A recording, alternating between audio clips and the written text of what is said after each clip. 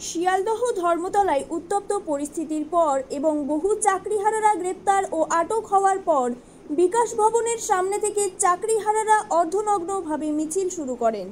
বিকাশ ভবন থেকে অর্ধনগ্নভাবে মিছিল করার কারণ, শিয়ালদহ এবং ধর্মতলায় যেভাবে চাকরিহারা শিক্ষক ও শিক্ষিকাদের হেনস্থা হতে হয়েছে ও তাদের গ্রেফতার করা হয়েছে, তারই প্রতিবাদে এই মিছিল। কিছুক্ষণের মধ্যে উত্তপ্ত পরিস্থিতি সৃষ্টি হয় এই মিছিলকে কেন্দ্র করে। এরপরেই বিধাননগরের ডিসি অনিশ সরকারের নেতৃত্বে বিশাল পুলিশ বাহিনী আটক করে চাকরিহারাদের। টেনে হিচড়ে প্রিজন ভ্যানে তোলা হয় তাদের। র্যাব নামানো হয় পরিস্থিতি সামাল দিতে। আটক বেশ কিছু চাকরিহারা।